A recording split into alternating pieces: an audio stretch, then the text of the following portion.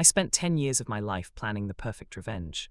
10 years, and when I finally got it, when I watched him lose everything the way I lost everything, I realized I'd become the one thing I swore I'd never be. I'd become him.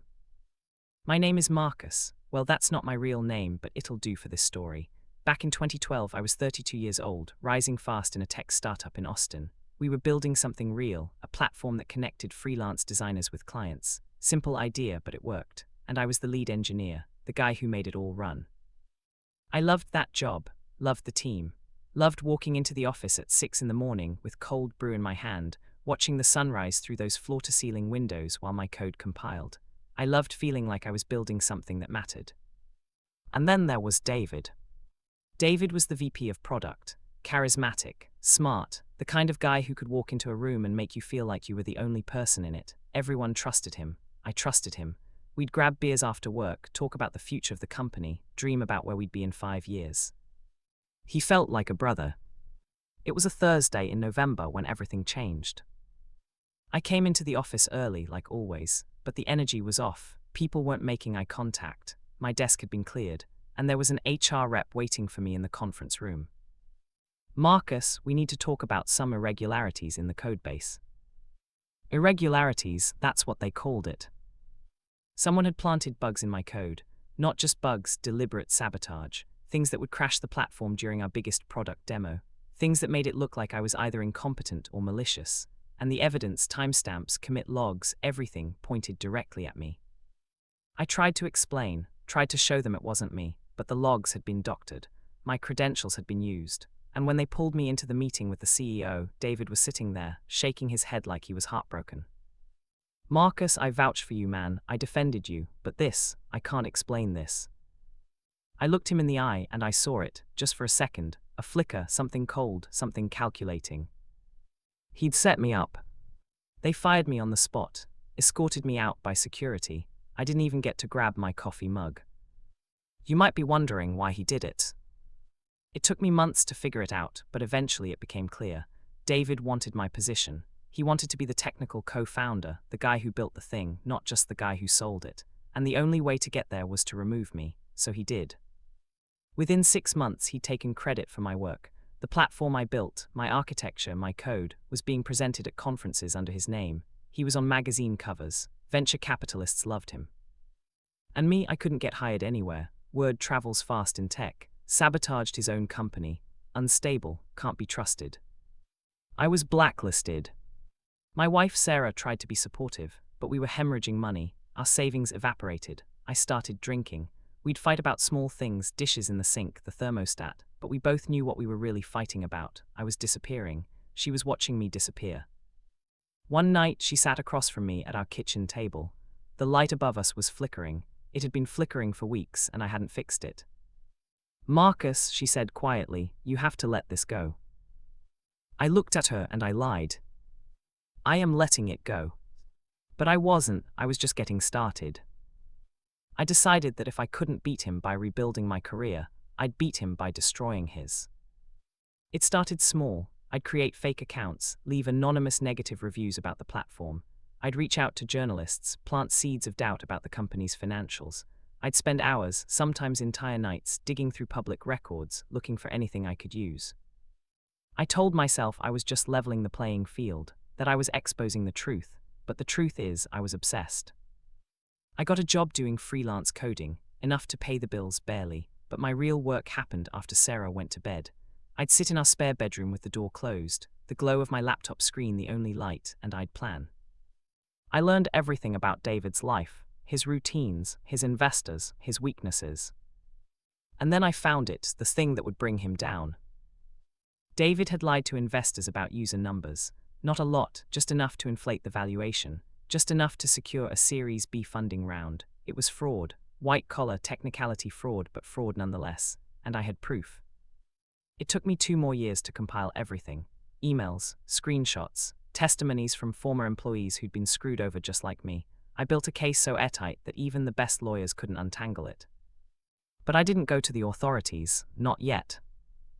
I wanted him to know it was me. I sent him an email, simple subject line, we need to talk. We met at a coffee shop downtown, neutral ground. He walked in looking older than I remembered, graying at the temples, deeper lines around his eyes, but still confident, still charismatic. He sat down across from me, ordered an espresso, smiled. "Marcus, it's been a long time." I slid a folder across the table. "Open it." He did, and I watched his face change. The color drained. His hands shook just slightly as he flipped through the pages, and when he looked up at me, there was fear in his eyes. "What do you want?" "I want you to feel what I felt," I said. My voice was calm, too calm. "I want you to lose everything." He tried to negotiate, offered me money, offered me a position back at the company, offered me an apology that sounded hollow and desperate. I stood up. "I'm going to the SEC tomorrow," I told him, "and then I'm going to every journalist who will listen. By this time next month, you won't have a company, you won't have a reputation, you'll have nothing." I walked out of that coffee shop feeling like I'd won. And I did it, I exposed him. The SEC launched an investigation. TechCrunch ran the story. Within 3 weeks, David was forced to resign. The company he built on my stolen work collapsed. Investors pulled out. Employees lost their jobs. His name became synonymous with fraud. I watched it all happen from my laptop screen. Every article, every tweet, every comment thread celebrating his downfall. I waited to feel satisfaction, relief, justice. But you know what I felt instead? Nothing, absolutely nothing. And then, slowly, horribly, I started to feel something else. Emptiness. It was Sarah who said it first. We were sitting in our living room. It was late. The house was quiet. She'd been distant for months, years, really. But that night she finally looked at me, and I saw something in her eyes I'd never seen before. "Petty. Marcus, you got what you wanted," she said softly. "He's gone. So why do you still look so angry?" I didn't have an answer. She stood up, walked to the door, and then she turned back. "I don't recognize you anymore. The man I married, he's been gone for 10 years, and I don't think he's coming back." She left 3 days later. I wish I could tell you that losing Sarah was the wake-up call, that I immediately saw what I'd done and turned everything around. But it wasn't that simple. For weeks after she left, I told myself she didn't understand, that she couldn't see what I'd accomplished, that I'd done the right thing. I told myself a lot of lies in those weeks. But eventually, slowly, painfully, I started to see the truth. I hadn't just spent 10 years destroying David. I'd spent 10 years destroying myself. Here's what no one tells you about revenge. It's not a transaction. It's not, you hurt me, I hurt you, now we're even. Revenge is a parasite. It gets inside you. It makes you think about the person who wronged you every single day. It whispers in your ear when you're trying to sleep. It tells you that you'll feel better once they're suffering the way you suffered, but it's lying. Because even when you win, even when you get exactly what you wanted, you realize you've lost something you can't get back. I lost 10 years. 10 years I could have spent rebuilding my career, finding new work I loved, being present for my wife, starting a family. 10 years I spent in a dark room with a laptop, feeding an obsession that consumed everything else. And the worst part, the part that keeps me up at night, I became him. David destroyed my career because he wanted power, and in response, I destroyed his life because I wanted power too. I told myself it was justice, but justice doesn't feel like this. Justice doesn't feel hollow. What I did was revenge, and revenge isn't justice. It's just more pain, passed from one person to another, a cycle that doesn't end. I see David sometimes, not in person. I moved to a different city after everything fell apart, but online, mutual connections, LinkedIn updates. He rebuilt his life, started over, works for a non-profit now, doing something with education technology. He posted once about making amends, about learning from mistakes. I don't know if he's genuine, I don't know if he's changed. But I realized something looking at that post. I don't care anymore.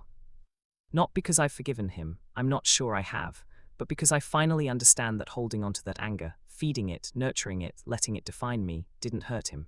It only hurt me. And it cost me everything. I'm telling you this story not because I want sympathy, I don't deserve it. I'm telling you because maybe, someone listening to this is where I was, someone who's been wronged, someone who's angry, someone who's planning, scheming, plotting how to make the person who hurt them feel that same pain. And I want you to know, I understand. I understand that anger, that need for them to know what they did, that fantasy where you finally make them pay. But here's the thing I wish someone had told me 10 years ago. You can have your revenge, you can dedicate years of your life to it, you can win, but winning won't feel the way you think it will. Because the person you're really destroying, it's not them. It's you. I'm 45 now, I work as a software consultant. I live alone in a small apartment in Portland. I don't talk to Sarah anymore. She remarried, I'm happy for her, I mean that. Some nights I sit on my balcony and think about what my life could have been if I'd made a different choice that day in the coffee shop with David. If I'd walked away instead of threatening him. If I'd used all that energy to build something new instead of tearing something down. But I can't go back, none of us can. We can only move forward with what we've learned. And what I learned is this. Revenge doesn't give you your life back, it takes what's left of it. So here's what I'll leave you with. If someone's wronged you, really wronged you, the kind of wrong that changes the trajectory of your life, you have a choice. You can dedicate yourself to making them suffer, or you can dedicate yourself to rebuilding what they took from you. I chose revenge, and it cost me 10 years, my marriage, and the person I used to be. I can't get those things back, but maybe by telling you this, someone else won't make the same choice I did. So ask yourself, what are you willing to lose to make them pay? Because I promise you, the cost is higher than you think. If this story made you think, if it challenged you or reminded you of something in your own life, I want to hear from you. Drop a comment below and tell me, what's the biggest lesson you're taking away from Marcus's story? Maybe it's about letting go. Maybe it's about the cost of anger. Maybe it's something I didn't even realize was there. I read every single comment, and your reflections help shape the stories we tell here. And here's something special. Tell me where you're watching from, your city, your country, and I'll give shoutouts to some of you in the next video. I want to know this community we're building, because these stories, they're not just mine to tell, they're ours to learn from together. If you're new here, welcome to Johnson's Echoes. This is where we explore the moments that change everything, the choices we make, the prices we pay, and the wisdom we earn when life doesn't go as planned. Hit that subscribe button so you don't miss the next story. And if this one resonated with you, share it with someone who needs to hear it. Sometimes the right story at the right time can change someone's path. New stories drop every Monday, Wednesday, Friday, and Saturday. I'll see you in the next one. Until then, remember, the weight of revenge is heavier than the weight of letting go.